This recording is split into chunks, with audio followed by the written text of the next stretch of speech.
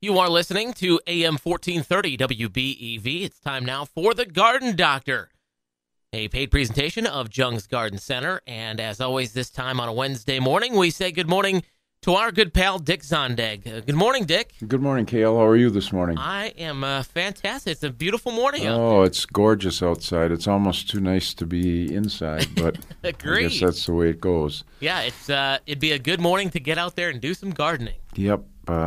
We've got plenty of stuff. It's spring at Jung's. They brought out the annuals and the perennials, and the container nursery is open now, and the bare root room is still open. There's still lots of time to get that bare root material in. We've got the vegetables ready to go. We've got grafted tomatoes and peppers and eggplants again this year, and so those I've been using those in my own garden, and they just keep producing and producing. And when most tomatoes start going downhill in August, those things just keep going and going and going until they get frozen. And so the grafted tomatoes are really you wonder why you would pay that much money for a grafted tomato, but boy, they just really produce a lot. You've got to make sure the graft is above ground and that the vine doesn't touch the ground, because it would root and negate all the good things about that rootstock. But if you like growing the heirlooms like brandywine or pineapple or any of those that have trouble with the verticillium and the fusarium in your garden, the rootstock is immune to those diseases, and it's also very vigorous. So it really produces a lot of tomatoes. So, with brandywine, if you're growing a seedling, you usually get maybe 10 to 15 fruits. With a grafted tomato, you'll get upwards of 50. That's how much more vigorous, and sure.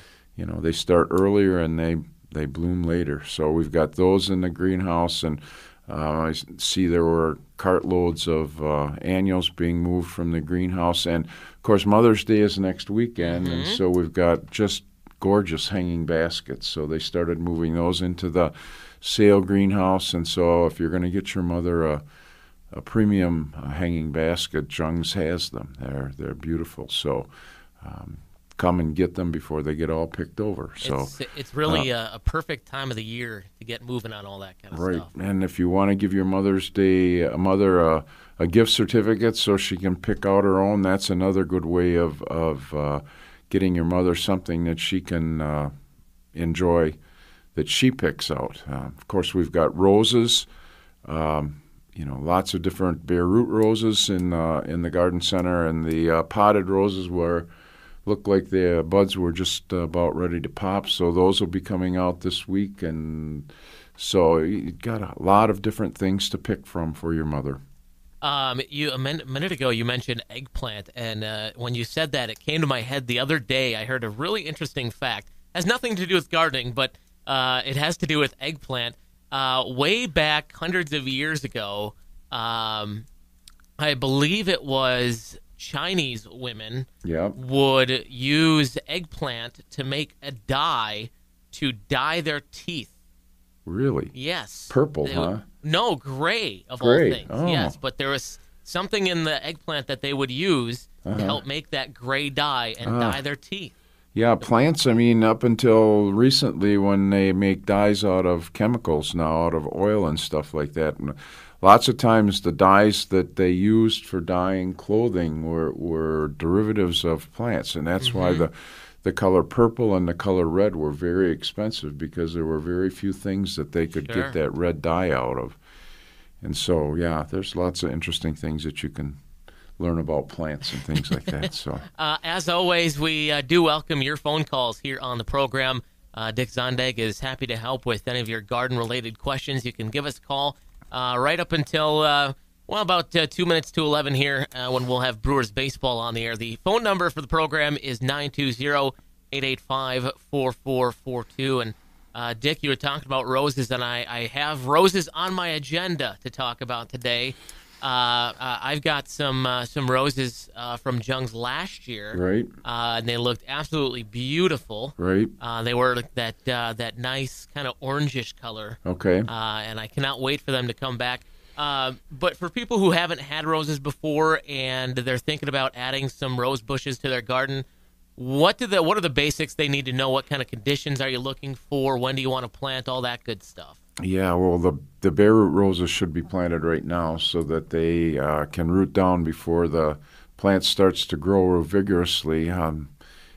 With the potted roses, they've been growing since the end of February, so they're just a matter of taking the rose out of the pot and putting it in the ground, and they just start right from there. But people that are uncovering their roses now, they've got what you've got to do is trim back the plants to where the green meets the brown, because brown usually means that the rose to that point is dead, and so you want to take that dead wood out of there, and then you want to fertilize them, because roses are heavy feeders. They like to be fed, and so the more you feed them, the better they're going to do. So you get your rose food out and you feed them right away, and you feed them every 2 to 3 weeks until about the first part of August, and that's when you stop doing it.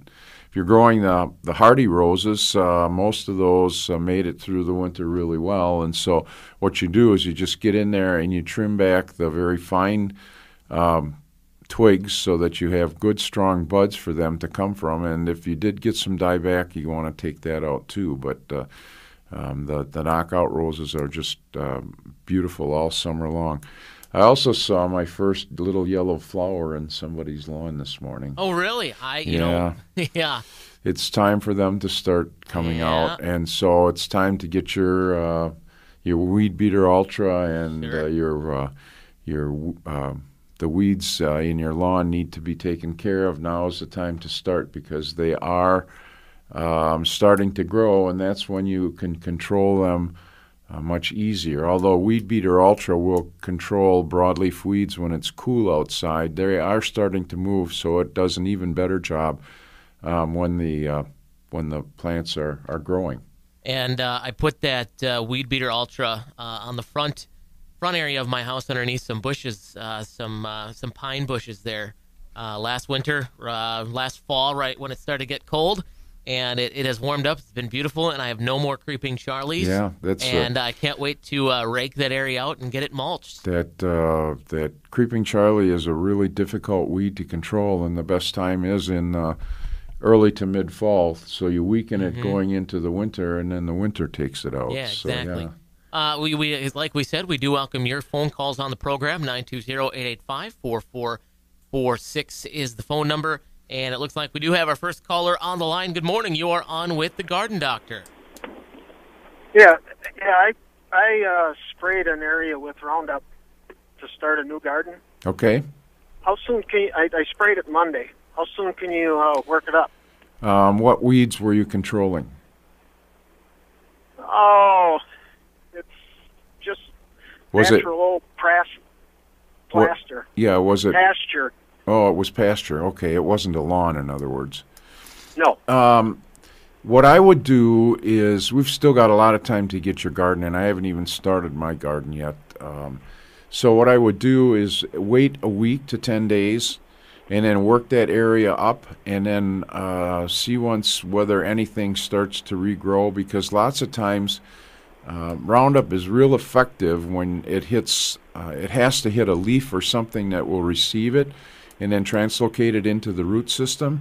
And if there are no leaves there, and they're dormant roots underground, they'll start to grow as soon as you turn that over, and then you hit them with Roundup again, and that'll take out most of the perennial weeds. And actually with Roundup, you can start working the soil anywhere from 10 days to 2 weeks after you treat with Roundup. Anything that hits the soil is instantly deactivated. But the way that Roundup works is it goes in through the leaves, and then it's translocated into the root system, and it kills the root system. So you have to wait for it to do its duty, and then you can start working the soil. Okay, thank you. Yep, thanks for calling. Thanks for the phone call this morning. 920-885-4446 is the phone number. If you've got a garden-related question for the Garden Doctor here this morning, We had somebody call in, and Brenda dropped off this note for me, wondering if you could repeat and spell the name of the tomato plant we were talking about at the beginning of the program that produces lots of tomatoes. Oh, it's just grafted. Graph. No, grafted. Grafted. It means that what they do is you take a seedling of a tomato that you would never grow in your garden because it doesn't have very nice tomatoes, but it is resistant to the diseases. And then they cut it off right below the cotyledon and graft the variety that you want on top of it. So it's grafted, grafted, and we have them in the garden center. So 920-885-4446, the phone number to get in if you've got a question for the Garden Doctor. Looks like we've got another call coming in. Good morning. You are on with Dick Zondag, the Garden Doctor. Hi. What do you do with the yucca plant? Got a lot of burnt leaves in the center. Halfway up in the winter. Yeah, those leaves are not going to come back. So you just take a pruning shears because yucca has a very fibrous leaf to it and really hard to cut. And if that rosette flowered last year, it's probably dead. So you can actually take a shovel and just dig it out. And then what you'll find is that there are offsets that have come off that plant that will be the next set that will flower. So yucca, you only get one flower per plant, but then the side shoots come out of that mother plant, and those grow for a couple of years, and then they flower. So, if it flowered last year, you can actually just take a shovel and dig down and take it out, or just take a sharp pruning shears and cut it off, and that should remove those dead leaves. Just in the center or the whole thing? The whole thing. Okay. Yep. Thank you. Yep. Thanks for the call this morning. 920-885-4446, the phone number to get in on the Garden Doctor program. We'll go back to the phones and say good morning. You are on with the Garden Doctor. Well, good morning. I was wondering if you got the answer to the question last week about the fruit tree spray. Okay.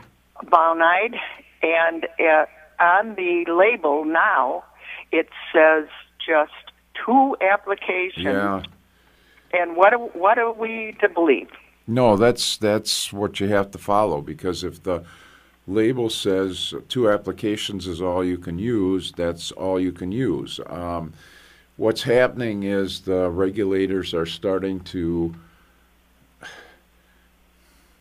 well, it's like the government. The government loves to control everything we do in our lives, and Right. you can't be in business, you can't make any money, you can't spray your apple trees more than twice.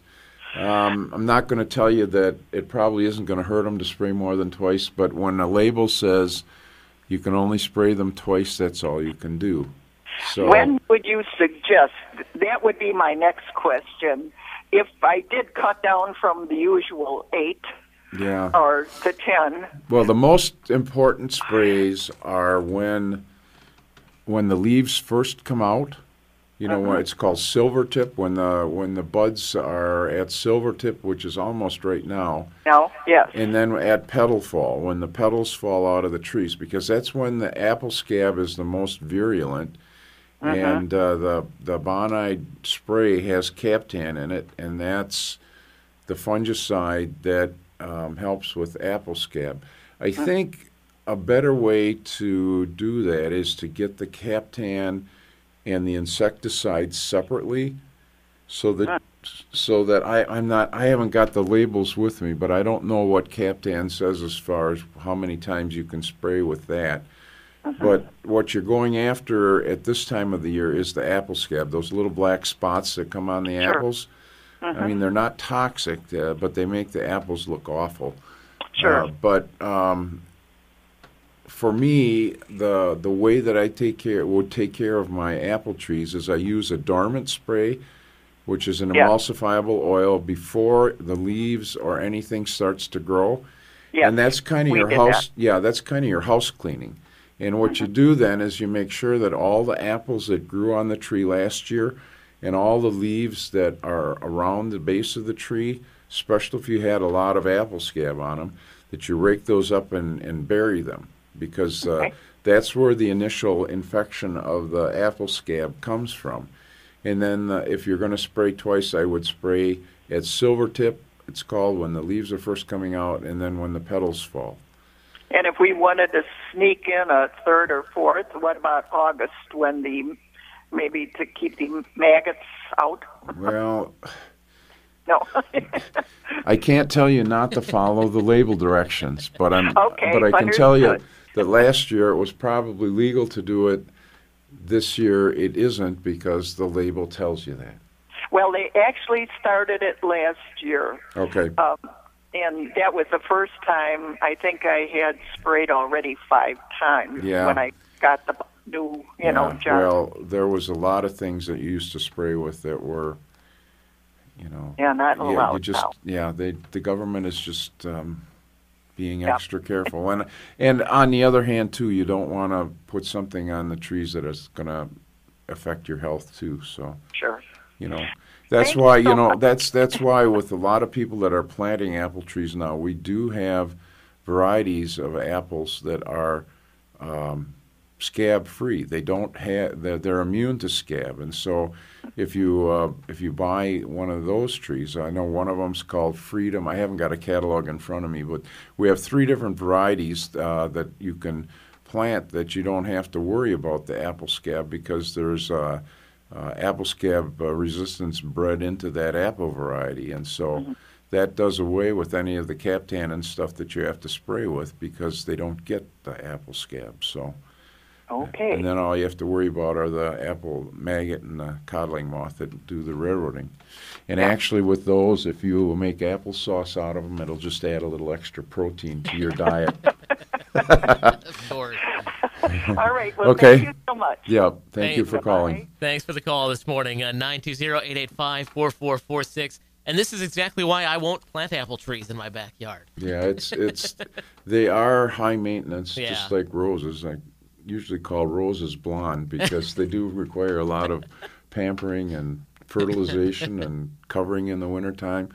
But I tell you, if you got roses in your yard, you've got always beautiful flowers there. I love roses. I've had roses by the side of my house since I was a kid, when my dad planted them. And so I love roses. I just, I would feel I'm missing something if I didn't have roses in my yard. Yeah, I think we feel the same way now that we planted roses last year. We're always going to have some roses out there. And if you just want color, the hardy roses are really easy. They're not for cutting. You'll get a lot of color, but you won't be able to use them for cutting. If you want to use them for cutting, then the hybrid teas and the grandifloras are the ones you want to use. 920-885-4446 is the phone number if you've got a question for the garden doctor this morning. Still got about 10 minutes left of the program. Plenty of time to take your calls. We'll head back to the phones and say good morning. You are on with the garden doctor. Hi, good morning.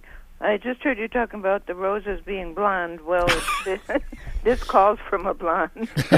I'm sorry. I'm really sorry. I should be more politically correct. That's all right. I'm calling about my tulips. Okay. All of them, all colors, they were large blossoms and beautiful. I have not divided them. I don't know whether I should dig them out in the fall, spring, whenever. Okay. What should I be doing? They're getting smaller and smaller. Right, and that means that they need to be divided. What I would do is wait until the leaves have separated from the bulbs. It's usually mid-June, early July, something like that. When the leaves come off naturally, that's when I would divide them and move them apart. And then dig them, put them in deeper. Because the cooler the soil is, the bigger the bulb will grow, the bigger the flower will be. So they can go right back in the ground then? Yes. The reason that tulips that we sell have no roots on them and they're sold in the fall is that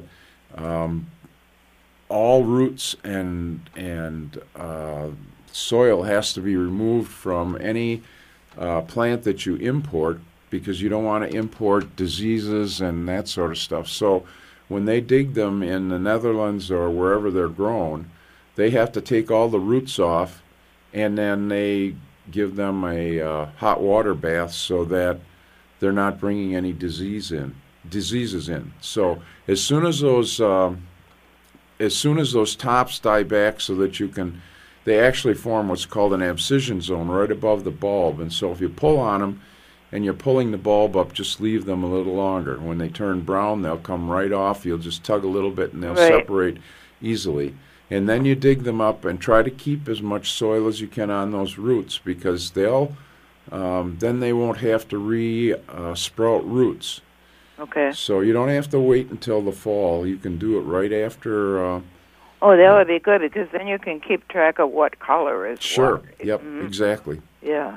Oh, okay. Thanks a lot for the help. Thanks for calling. Bye. 920-885-4446, the phone number if you want to get in on the Garden Doctor program and have a question for Dick Zondag from Jung's Garden Center. And we will head back to the phones and say good morning. You are on with the Garden Doctor.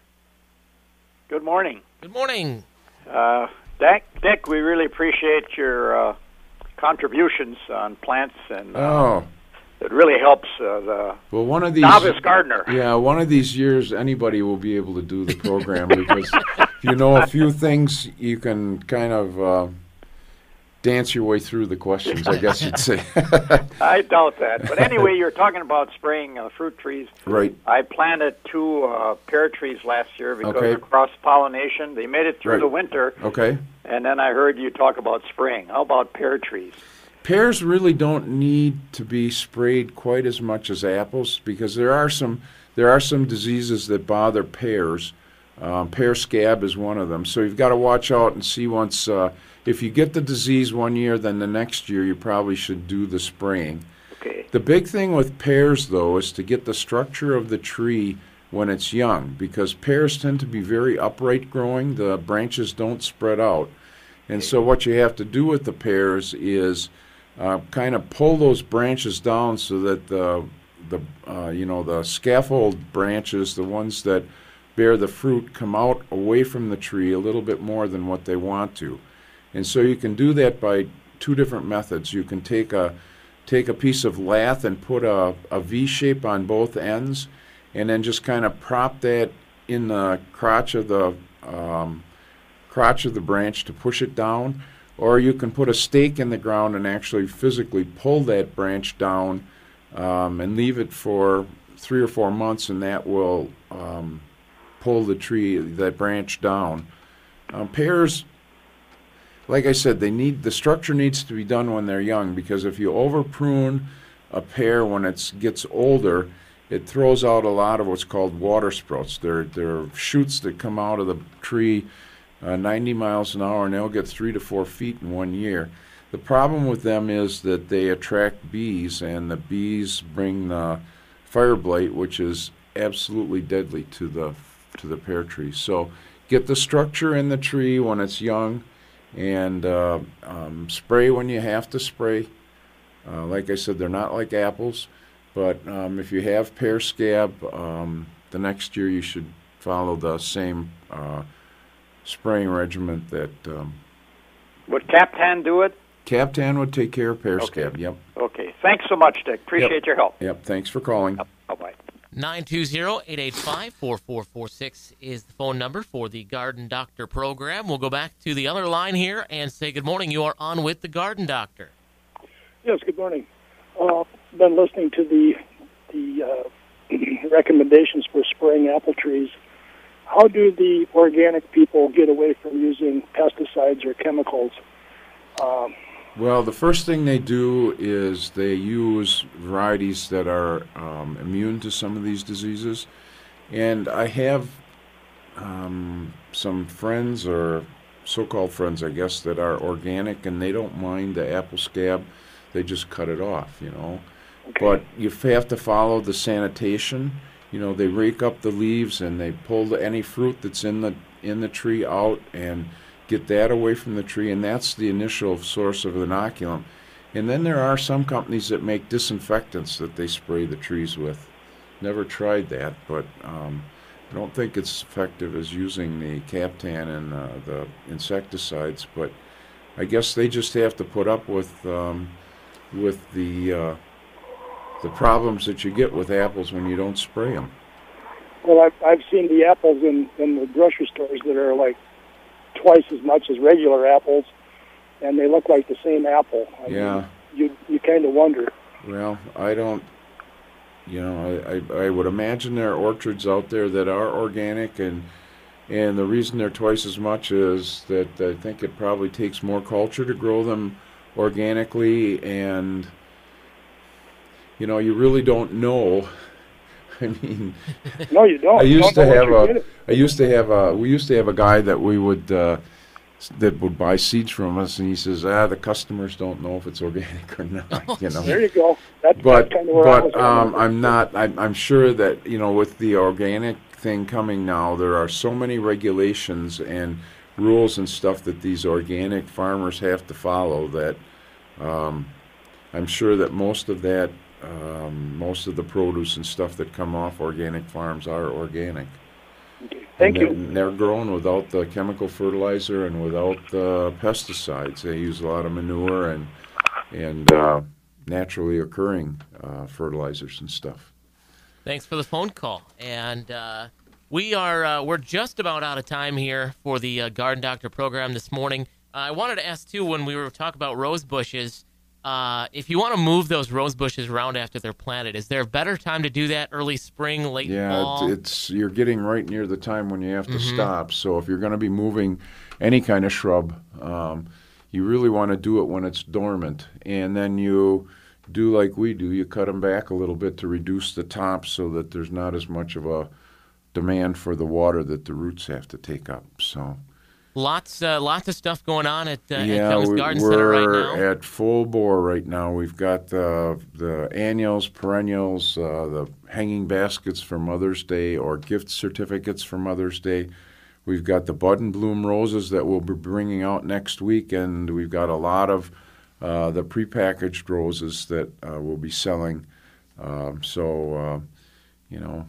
Be good to your mother. Come to Jung's and buy something, right? And of course, now would be a good time to start building up those Jung's Garden dollars. Yeah, we give you Jung dollars, and that promotion has proved to be very popular. You get one Jung dollar with every $10 that you spend, and we have 3 or 4 weekends a year where you can add a green dollar to a Jung dollar and get $2 worth of merchandise. So if you've got enough Jung dollars, it's a 50% off sale. So a lot of people make use of those Jung dollars, and it's a win-win situation for both our side and their side, because it's sort of a loyalty program and keeps people coming back. And for us, we clean up inventory and stuff like that too. So so we're really ready for the planting season. It's not too late to put in the bare root trees. We still have a lot of fruit trees. The raspberries, strawberries, asparagus, rhubarb, all those sorts of things can still be planted.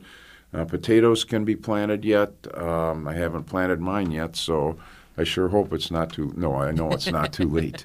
And we've got people in the garden center that really know what they're talking about, so you can bring your questions there and get them answered. It's time to come. Store hours in Randolph are 8 to 6 Monday through Friday, 8 to 5 on Saturday, and we're not open on Sunday. The stores in Madison and Sun Prairie, 9 to 7 Monday through Friday, 8 to 5 on Saturday, and 10 to 3 on Sunday. So we've got good people in our stores that are very knowledgeable and lots of stuff to sell. And if you have a question about anything, if you want a recommendation on something, just ask them, and they'll point you in the right direction. All right, Dick. Hey, a real pleasure talking to you, Great. And we'll see you next week. Thank you. That is Dick Zondag from Jung's Garden Center. The Garden Doctor will be back on the air again on Wednesday morning at 10:30 a.m.